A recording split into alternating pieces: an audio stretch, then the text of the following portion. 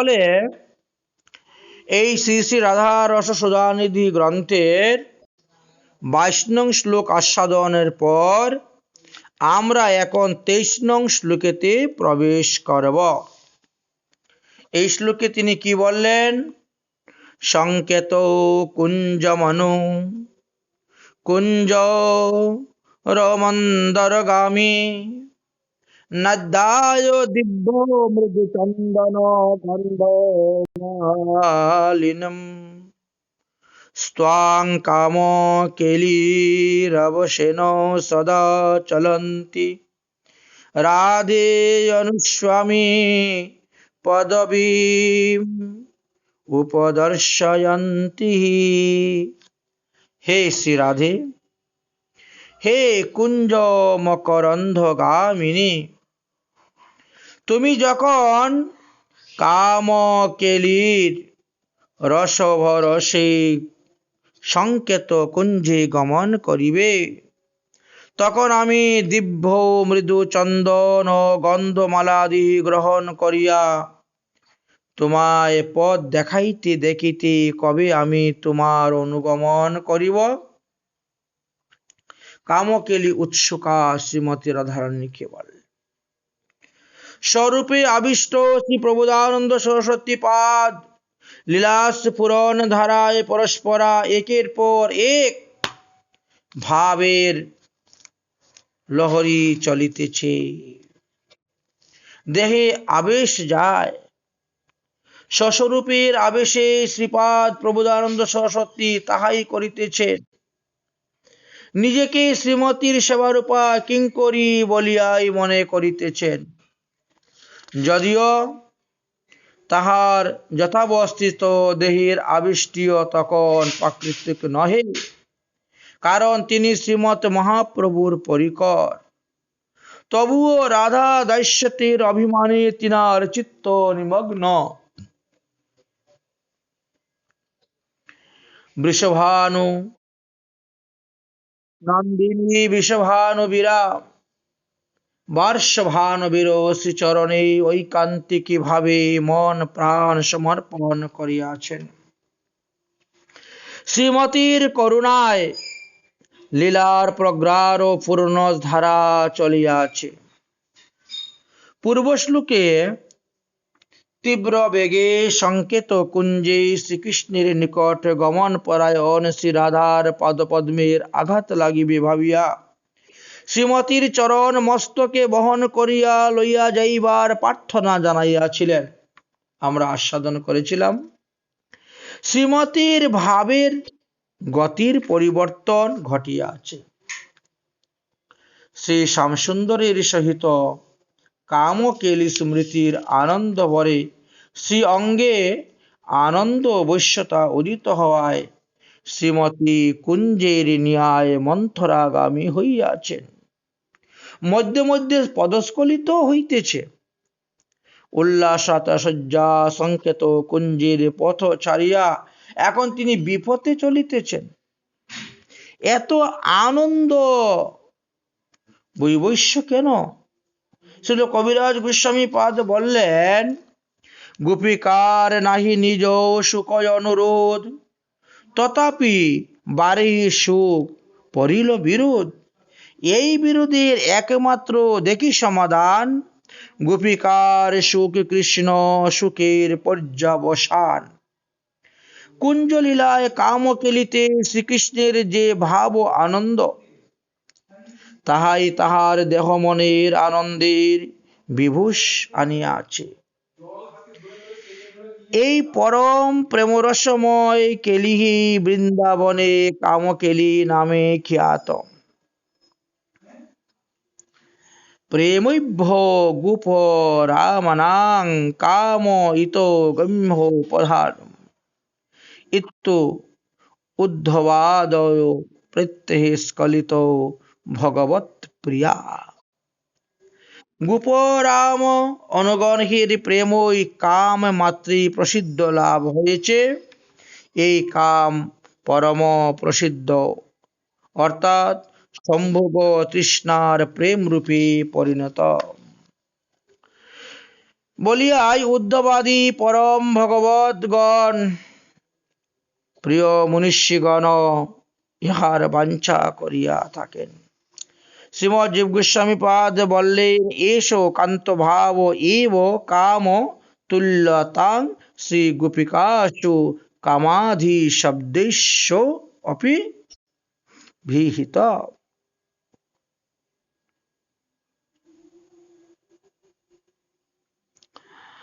তদনুগত তাৎপর্য হলো এই যে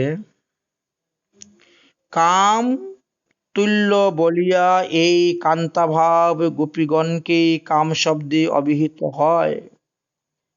স্মরাইক্য অর্থাৎ স্ত্রী পুরুষের সম্মুখ ইচ্ছাময় কাম বিশেষ ইহা হইতে ভিন্ন, কারণ উভয়ের মধ্যে বহু বৈলক্ষণ দেখা যায়। সাধারণত কাম শব্দে স্পৃহা বা ইচ্ছা বোঝায় এবং প্রীতি শব্দে প্রিয়জনের সুখানুকূল্যময় অভিলাষই বোঝায়।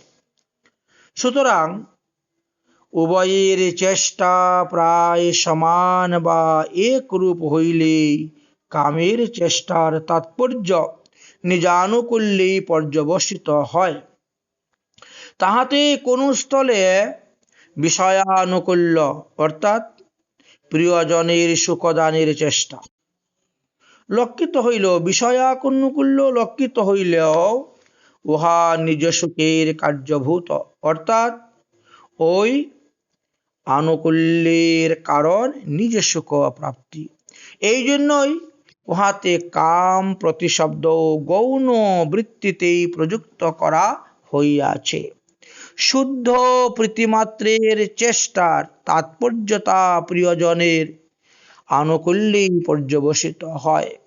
উহাতে নিজের সুখ বিষয় অনুকূল্যেই অনুরূপ রূপে প্রাপ্ত পায়। সুতরাং স্মরণাখ্য কাম বিশেষ এবং কান্ত ভাবাখ্য প্রীতিবিশেষ বা গোপিকাগণের কামের স্পৃহাত্মকতা রূপ সাম্য থাকিলেও আনুকূল্য অংশে ইহার মহান বৈশিষ্ট্য সিদ্ধি হইয়া থাকে। এই জন্য শ্রীমৎ রূপ গোস্বামী পাদ বললেন, আস্যাং প্রেম বিশেষ অয়ং প্রাপ্ত কামপি মাধুরীম তত্তৎ ক্রিয়া নির্ভানত্তম কাম ইতি উচ্যতে বোধে। ইহাদের প্রেম বিশেষ কোন অনিবর্চনীয় মাধুরী পূর্বোক্ত আত্মেন্দ্রিয় সুখ বাসনা শূন্যতা প্রাপ্ত হইয়া, অর্থাৎ অনিবর্চনীয় মাধুরী প্রাপ্ত হইয়া সতত ক্রিয়ায় নিদান হন বলিয়া ইহাকে পণ্ডিতগণ কাম শব্দে অভিহিত করিয়াছেন। বাহিরে ক্রিয়াসাম্য আছে, অথচ অন্তরে আত্মেন্দ্রিয় সুখ বাসনার অতি অন্তর্ভাব, ইহা এক দুর্গেয় রহস্য। এই কাম কেলির আনন্দ ভরে উল্লাসিতা শ্রীমতীকে শ্রীপাদ প্রবোধানন্দ সরস্বতী কিঙ্করী রূপে পিছনে থাকিয়া সংকেত কুঞ্জের পথ দেখাইতে দেখাইতে কত শত কৃষ্ণ কথা রসে তার সংজ্ঞা আনয়ন করিয়া তাহার মধ্যে শক্তি সঞ্চারণ করিয়া শ্রীকৃষ্ণের নিকট লইয়া যাইতেছেন। দিব্য মৃদু চন্দন গন্ধ মালা দিয়ে যুক্ত সেবার উপচার বহন করিয়া কিঙ্করী পরম যত্নে স্বামিনীকে কুঞ্জে লইয়া আসিতেছেন। উৎকণ্ঠিত নাগর নাগরী মণি রসময়ী মূর্তি দর্শনে আত্মহারা দাসী শ্যামকে ধমক দিচ্ছেন, বাঁশির সুরে স্বামিনীকে পাগল করিয়া ব্যস্ত কুঞ্জের ভিতর চুপ করিয়া বসিয়া রইয়াছ। প্রেম পাগলিনী সুকুমারীকে যে কত সাবধানে এখানে আনিয়াছি তাহা তোমার বুঝবার শক্তি নাই। চোখের ভঙ্গিতে মুখের ভঙ্গিতে ধমক প্রকাশ পাইতেছে। কি মধুর রাধা দাস্য। দাসীর এই তিরস্কারের যে কি মধুর আস্বাদন, তাহা তিনি ভিন্ন আর কেহই বুঝেন না। পরে কিঙ্করী প্রসন্ন হইয়া স্বামিনীর হাতে ধরিয়া শ্যামসুন্দরকে হাতে হাতে সপিয়া দিতে চাইতেছেন, এই নাও তোমার পীড়া। সহসা স্ফূর্তির বিরাম হইল, হাতে আর কিছুই পাইলেন না। সাধক আবেশে আহাকারের সহিত সেই লীলা দর্শনের জন্য স্বামিনীর চরণে প্রার্থনা জানাইতেছেন। অথবা শ্লোকটির নির্মুক্ত প্রকার অন্বয় করিয়াও তার ব্যাখ্যা আস্বাদন করা যাইতে পারে। হে রাধে, হে শ্রী রাধে, তুমি শ্যামসুন্দরের সহিত রসবিলাসের উৎসুক ভরে তীব্র বেগে সংকেত কুঞ্জি অভিসার করিতে থাকিলে মৃদুচন্দন গন্ধমালাধি ভাব বহনে কুঞ্জের ন্যায় মন্দগামিনী আমি তোমার পদচিহ্ন দর্শন করিতে করিতে কবে তোমার অনুগমন করিব। পূর্ব শ্লোকে শ্রীপাদ কিঙ্করী রূপে বেগবতী শ্রীমতীর চরণের কঙ্কন কণ্টকাদিতে আঘাত লাগবে ভাবিয়া তাহার চরণযুগল মস্তকে বহন করিয়া লইয়া যাইবেন বলিয়া প্রার্থনা জানাইয়াছিলেন এবং অভিসারে গমন বেগে কিঞ্চিত প্রশমিত করিবার চেষ্টা করেছিলেন। কিন্তু সামরসের দুর্বার আকর্ষণীতে শ্রীমতীর অন্তরে যে আরুরণ জাগাইয়াছিল, তাহাতে তাহার সেই গমন বেগ সামলাইবার বা সামর্থ্য কোথায়, অর্থ সামর্থ্য নেই।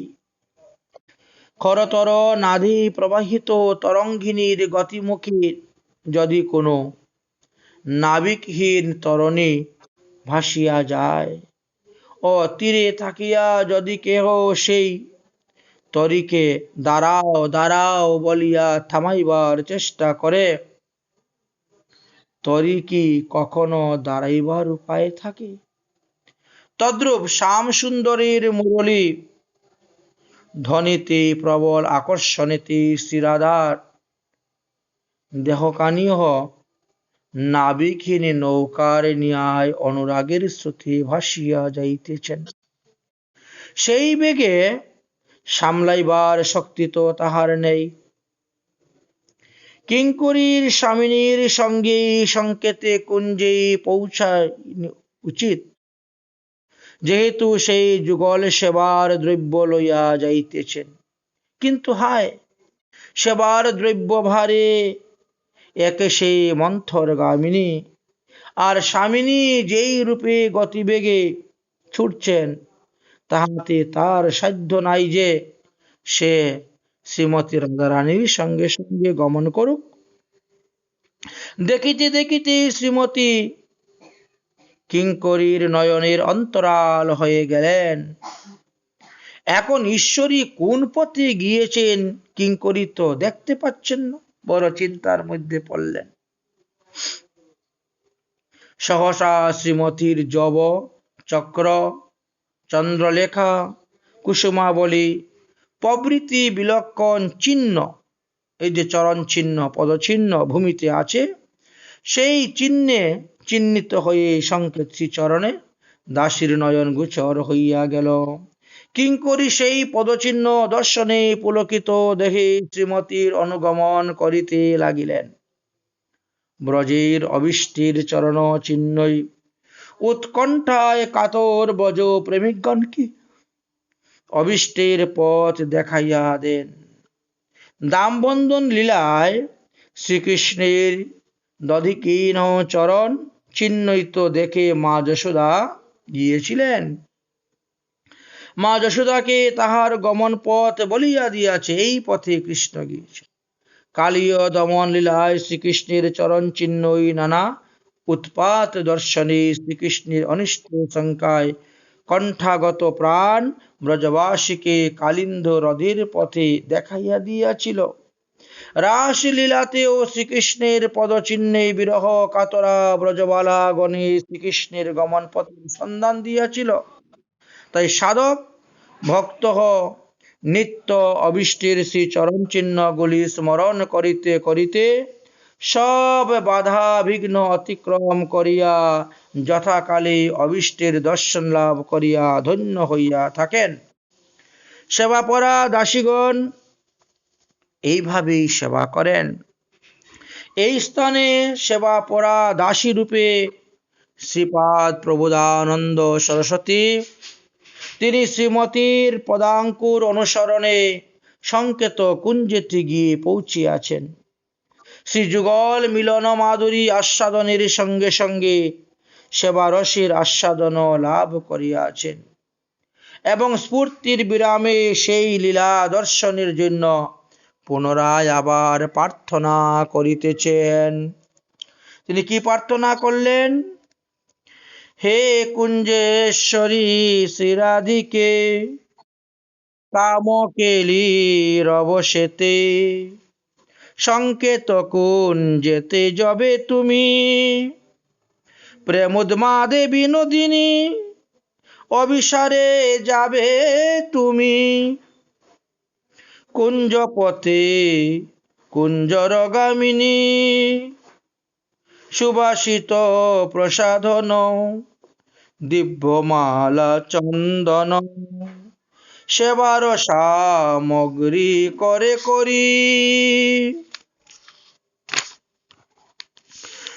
পশ্চাতে গামিনী হইয়া যাব কি পথ দেখাইয়া, হরি গুণ গানে মগ্ন করি, হরি গুণ গানে মুগ্ধ করি, এ বড় লালসা মনে পূর্ণ কর কৃপা গুণে, মদীশ্বরী শ্রীরাধিকা নাম শ্রী প্রবোধানন্দ বনে, আর কবে বৃন্দাবনে বসতি করিব কুঞ্জধাম, আমি বসতি করিব কুঞ্জধাম। এইভাবে আমরা 23 নং শ্লোকের আস্বাদন করলাম।